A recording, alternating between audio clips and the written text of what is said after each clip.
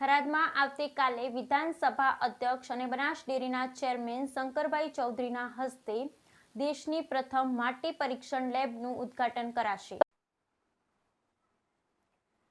બનાસકાંઠા જિલ્લાના થરાદ ખાતે ભારતની પ્રથમ માટી પરીક્ષણની લેબનું ઉદ્ઘાટન આવતીકાલે થરાદ ખાતે બનાસ ડેરીના ચેરમેન અને વિધાનસભા અધ્યક્ષ શંકરભાઈ ચૌધરી દ્વારા કરવામાં આવશે, જેમાં ઈશા ફાઉન્ડેશનના સભ્યો પણ હાજર રહેશે। બનાસ ડેરી ખાતે શંકરભાઈ ચૌધરીની અધ્યક્ષે પીસી યોજાઈ હતી, જેમાં ભારતની પ્રથમ સોઇલ લેબ વિશે પણ માહિતી આપવામાં આવી હતી। બનાસકાંઠા જિલ્લાના થરાદ ખાતે ભારતની પ્રથમ માટીના પરીક્ષણની પ્રયોગશાળાનું લોકાર્પણ કરવામાં આવશે। ભારતની શરૂઆતની માટે કેન્દ્રિત ફાર્મર્સ પ્રોડ્યુસર કંપની પૈકીની એક એવી બનાસ સેવ સોઇલ ફાર્મર પ્રોડ્યુસર કંપનીનું ઉદ્ઘાટન ગુજરાત વિધાનસભા અધ્યક્ષ અને બનાસ ડેરીના ચેરમેન શંકરભાઈ ચૌધરી આવતીકાલે થરાદ ખાતે કરશે। થરાદમાં બનાસ માટીની પરીક્ષણ પ્રયોગશાળા, BSTL Banas bio fertilizer research and development laboratory, BRDL Khimana અને ખેડૂત તાલીમ હોલનું પણ ઉદ્ઘાટન કરવામાં આવશે। થરાદ ખાતે તૈયાર કરવામાં આવેલ ભારતની પ્રથમ સોઇલ લેબમાં બનાસકાંઠાના ખેડૂતોના ખેતરની માટી માત્ર 200 રૂપિયામાં ટેસ્ટ કરી આપવામાં આવશે। આ લેબ દ્વારા માત્ર 48 કલાકમાં જ ટેસ્ટિંગનું રિઝલ્ટ આપવામાં આવશે અને માટીના કયા તત્વની જરૂર છે તેની માહિતી પણ આપવામાં આવશે। બનાસકાંઠાની માટી બચાવો અભિયાન હેઠળ સદગુરુએ બનાસકાંઠાની મુલાકાત લઈ બનાસ ડેરીના ચેરમેન શંકરભાઈ ચૌધરીને માટી બચાવો અભિયાનના બ્રાન્ડ એમ્બેસેડર બનાવવામાં આવ્યા હતા। બનાસ ડેરી અને સદગુરુના ઈશા ફાઉન્ડેશન દ્વારા બનાસકાંઠામાં માટીને ફળદ્રુપ બનાવવા માટે અભિયાન હાથ ધરવામાં આવ્યું છે। को एरिड और सेमी एरिड बोलते हैं और ऐसे मिट्टी जो है 50 देश तो होंगे दुनिया भर में जिसको सेमी एरिड बोलते हैं। मिडिल ईस्ट हो गया, आपका Saudi Arabia, United Arab Emirates हो गया, कतर हो गया, या नॉर्थ ऑफ अफ्रीका में अल्जीरिया, इजिप्ट जैसे देशों में अगर हम यहाँ पर मिट्टी की जान और मिट्टी की सेहत बदल पाएंगे, मुड़ के तंदुरुस्त कर पाएंगे, ये जो बनासकांठा का जो मिट्टी का टर्न अराउंड है ये मिसाल बन के रह जाएगा इतने सारे देशों के लिए। जो सेव साइड का अभियान सदगुरु ने 2 साल पहले शुरू किया, तब से बनास प्रोजेक्ट तक की सफर कैसी?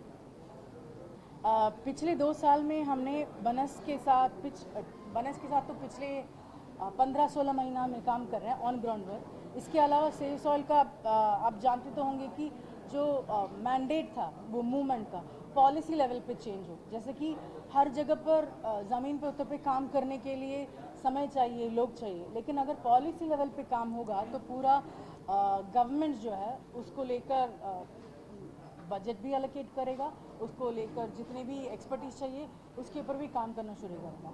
सो हमने मूवमेंट के बाद से यूरोपियन यूनियन में सॉइल मॉनिटरिंग डायरेक्टिव बोल के एक लॉ निकल के आया है रिसेंटली। उस लॉ के बनते बनते जितने सारे भी पब्लिक पार्टिसिपेशन होना चाहिए, कंसल्टेशन होना चाहिए, उसमें पार्टिसिपेट किया है।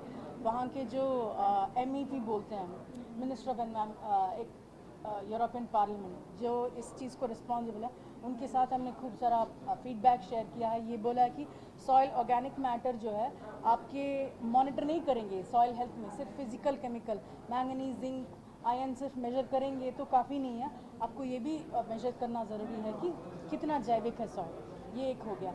और हम सेंट्रल एशिया में कजाकिस्तान, उज़्बेकिस्तान जैसे देशों के साथ भी काम कर रहे हैं। और हम अमेरिका के फूड बिल जो है, फार्म बिल जो है, उसकी प्रोसेस में भी हम कुछ वहाँ के संस्थाएं उनके साथ कोलैबोरेट कर रहे हैं। और देश भर में बहुत सारे गवर्नमेंट्स हैं, जैसे कि केनिया में ड्राउट रेजिलियन कमीशन बिठा था, उसमें भी हम मेंबर रह चुके हैं। सो बहुत सारे ऐसे देश हैं जिसमें एक्सपर्ट लेवल पे, पॉलिसी लेवल पे हम कोलैबोरेट कर रहे हैं वहाँ के लोकल संस्थाएं और गवर्नमेंट के साथ, ये चीज़ लाने के लिए लॉ में कि सॉइल जैविक होना चाहिए, उसको लेकर हमें जितने भी काम करना चाहिए, जितने भी पॉलिसी आनी चाहिए वो लागू हो जाए। मिट्टी का रिपोर्ट किसान को कितने दिनों में मिलेगा? उसके बाद okay sir. Sir soil test की प्रथम लेबोरेटरी बनासकांठा में बन रही है, किस तरह से आप देख रहे हैं? ये हर एक गुजरात वासियों के लिए गौरव की बात है कि हमारे देश की, भारत की पहली सॉइल हेल्थ चेक करने की लैब माइक्रो न्यूट्रॉन्स से लेकर सूक्ष्म जीव और भी जो है उनकी जीवंता जो है वो ये लैब के माध्यम से हम देख पाएंगे। और जो मिट्टी की हेल्थ बिगड़ी है, उनको ठीक करने का काम भी, उनका सॉल्यूशन क्या है, ये भी हम ये लैब के माध्यम से हम कर पाएंगे। मिट्टी के प्रत्येक कण जीवंत है और उनको पुनः जीवित करना है।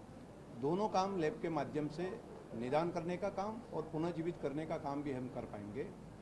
तो रासायनिक खाद और फर्टिलाइज़र के कारण और हमारी एग्रीकल्चर की कुछ पद्धतियों के कारण हमारी मिट्टी, हमारी ज़मीन, उनको जो नुकसान हुआ है उनको पुनः जीवित करने का काम ये लैब के माध्यम से हम कर पाएंगे।